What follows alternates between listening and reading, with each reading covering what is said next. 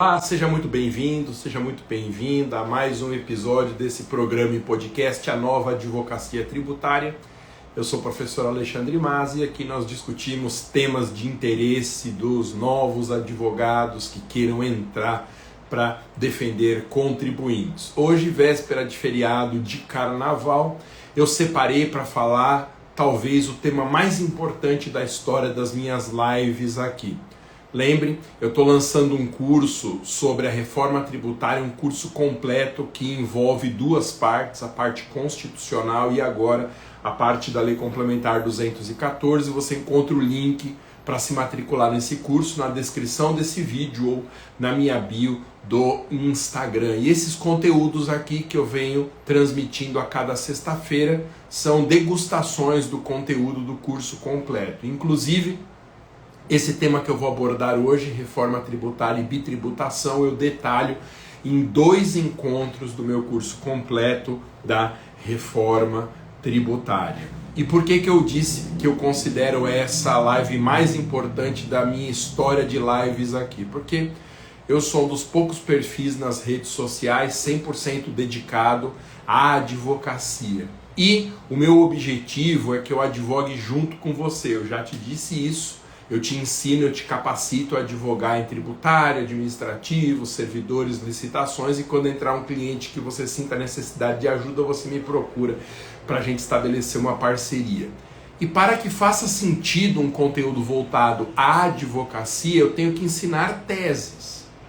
Ou seja, ilegalidades que o fisco comete em relação a contribuintes e que possam essas ilegalidades aparecer no nosso escritório na forma de causas, de demandas para a gente advogar. E o tema de hoje é um tema recheado de teses. Vou falar sobre as inúmeras hipóteses de bitributação irregulares que a reforma tributária trouxe para o nosso ordenamento e que vão gerar uma enxurrada de ações judiciais já nos próximos anos. E você tem que sair na frente da sua concorrência, conhecendo essas teses, sabendo como prospectar e assim por diante. Bom, eu vou escrever um artigo durante este feriado, vou trabalhar durante o feriado de Carnaval, um artigo para ampla divulgação na imprensa em que eu acuso as hipóteses de bitributação na reforma tributária e explico por que essas hipóteses são hipóteses irregulares que vão gerar, sem dúvida, um controle de constitucionalidade futuro no Supremo Tribunal Federal sobre a Lei Complementar 214. Antes de qualquer coisa, o que é uma bitributação?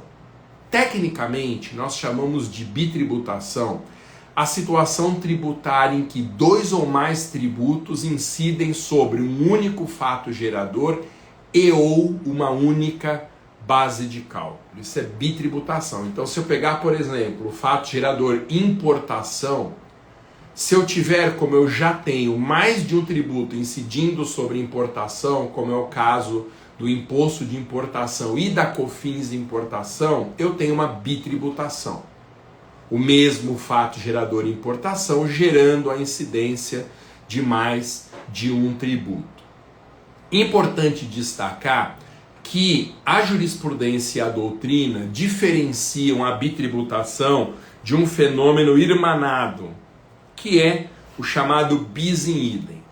A diferença é muito sutil, nem sempre tem relevância, mas já que eu estou falando de bitributação, eu quero comentar. Para a doutrina e jurisprudência, nós chamamos de bitributação a situação de incidência múltipla de tributos quando a incidência for originária de mais de uma entidade federativa diferente. Daí o nome bitributação, 2 entidades ou mais diferentes. Então, por exemplo, quando 2 municípios, para a gente pegar um caso muito usual, querem cobrar ISS de um mesmo serviço, nós temos uma bitributação, porque são entidades diferentes. Já no bis in idem, nós temos uma única entidade federativa fazendo as exigências simultâneas. O exemplo que eu dei agora há pouco da importação, na verdade, é um bis in idem, porque tanto a COFINS como o imposto de importação são tributos federais. Bom, Essa diferença entre bitributação e bis in idem eu não vou levar em conta nessa nossa live, porque nossas lives são curtas, não tem tempo de eu detalhar muito essa distinção, então ela não tem relevância para hoje. Para fins desse nosso bate-papo rápido aqui, eu vou considerar bitributação e bis in idem como a mesma coisa. Um alerta importante. Quando eu falo que na bitributação nós temos exigências diferentes de duas ou mais entidades, quando eu falo ou mais entidades, eu não estou exagerando. Às vezes são dezenas de entidades lançando tributos sobre um único fato gerador. E aí, apesar do nome ser bitributação, que sugere a existência de duas entidades, na verdade o fenômeno compreende também a multitributação. Imagina o exemplo de uma concessionária de rodovia e a rodovia atravessa vários municípios. E todos esses 10, 15, 20 municípios atravessados pela rodovia entendem que o ISS inteiro da rodovia é devido para cada um deles. Nós temos uma multitributação que se encaixa no conceito de bitributação, embora não sejam apenas duas as entidades tributantes. Ô Masa, onde o nosso ordenamento proíbe a bitributação? Bem, a bitributação ela não tem uma proibição direta e clara no ordenamento. Ela está espraiada por diversos dispositivos implícita dentro do nosso sistema tributário. Então essa proibição tem os fundamentos indiretos e implícitos que eu passo a mencionar agora. Em primeiro lugar, existe o artigo 154, inciso 1 da Constituição, que eu comento na sequência. 154, inciso 1, ele diz que quando a União for criar novos impostos, esses impostos não podem ter base de cálculo e fato gerador dos impostos já existentes. Ora, se eles não podem ter base de cálculo e fato gerador dos impostos já existentes, é porque é proibido esse fenômeno, o fenômeno da bitributação. De igual sorte, o artigo 195, parágrafo 4º da Constituição diz também que quando a União for criar novas contribuições, novas fontes de custeio da Seguridade, ela não pode utilizar base de cálculo e fato gerador de contribuições que já existam. Por que ela não pode utilizar? Porque esse fenômeno da bitributação, que o 195 está proibindo, é um fenômeno ilícito, é um fenômeno ilegal, inconstitucional e que gera invalidade da cobrança. Além disso, a bitributação está proibida no artigo 164 do CTN, que prevê as hipóteses de consignação em pagamento. E logo no inciso 3 do artigo 164 está dito que cabe uma ação consignatória quando houver exigências simultâneas de mais de um fisco sobre um único fato gerador, uma única base de cálculo. Ora, raciocine comigo. Se é cabível a consignação em pagamento nessa hipótese, é porque essa ação judicial está sendo proposta contra uma irregularidade. Não teria sentido o cabimento de uma ação judicial contra algo lícito, contra algo que não tem defeito nenhum. Ou seja, o artigo 164, inciso 3, prevê uma hipótese de ilicitude, ensejadora da consignação em pagamento. E essa hipótese de ilicitude é justamente a bitributação. Ademais, a bitributação é proibida como uma decorrência, essa proibição sendo uma decorrência de normas constitucionais. Pensa comigo aqui. Se a Constituição distribui competências tributárias, se ela dá um imposto para uma entidade, quando faz isso exclui a competência das demais, se ela dá contribuição para uma outra entidade, com isso exclui a competência para essa contribuição em relação às demais, é porque não pode haver, por mais de uma entidade federativa, exigência sobre os mesmos fatos geradores.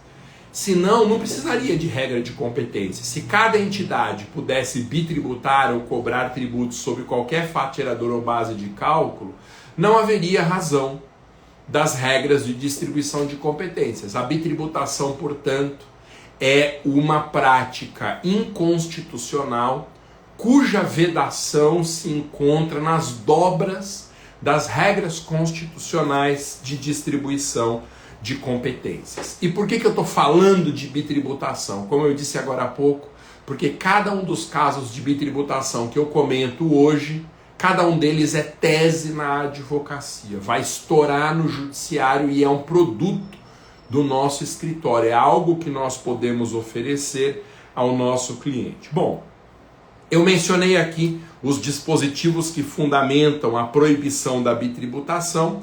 154, inciso 1, textualmente diz o seguinte, abro aspas, mediante lei complementar, a União pode instituir impostos não previstos no artigo anterior, desde que sejam não cumulativos, atenção, e não tenham fato gerador ou base de cálculo próprios dos discriminados na Constituição. É isso. O artigo 154, ele proíbe, em relação aos impostos novos, uma bitributação. Interessante. Com base no artigo 154, inciso 1, pode-se sustentar a inconstitucionalidade do IBS, que constitui um tributo residual, mas de competência que não é federal.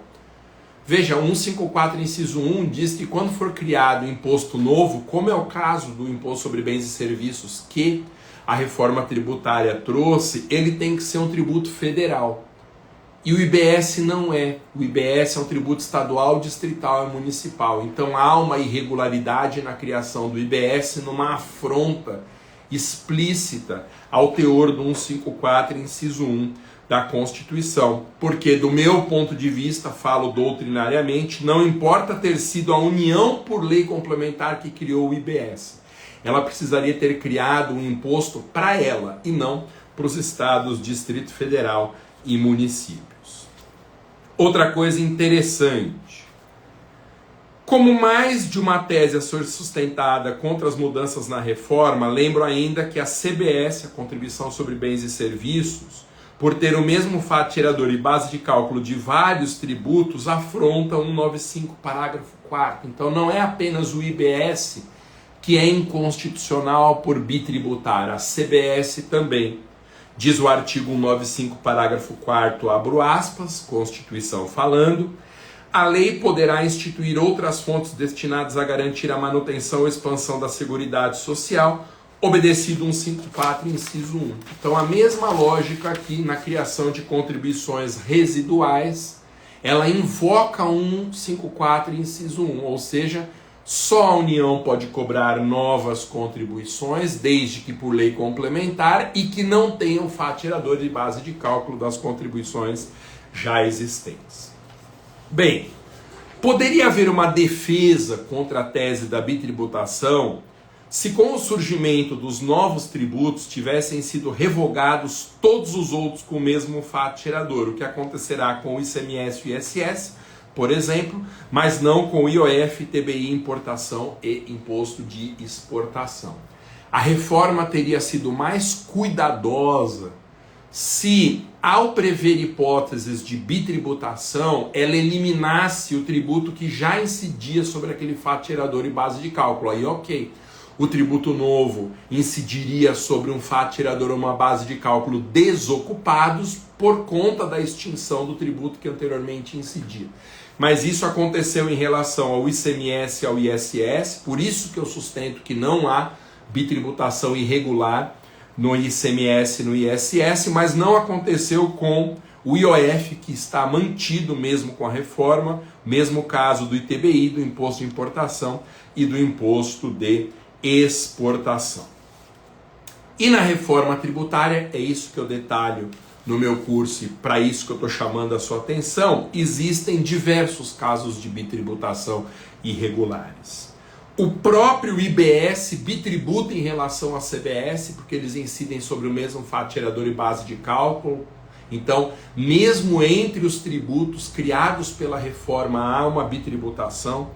Há um caso gravíssimo de bitributação na reforma do IBS e da CBS em relação ao ITBI, porque a transmissão onerosa de bens imóveis dentro de condições que a reforma estabelece, paga IBS e CBS, que é o mesmo fato gerador do ITBI. Existem bitributações em relação ao imposto de importação e imposto de exportação, que são irregulares também. E o caso mais grave de todos, que de tão grave vai gerar uma aula específica no meu curso, que é o caso do IOF. Eu não sei o que os técnicos que criaram o texto da reforma tributária pensaram. Eu não sei.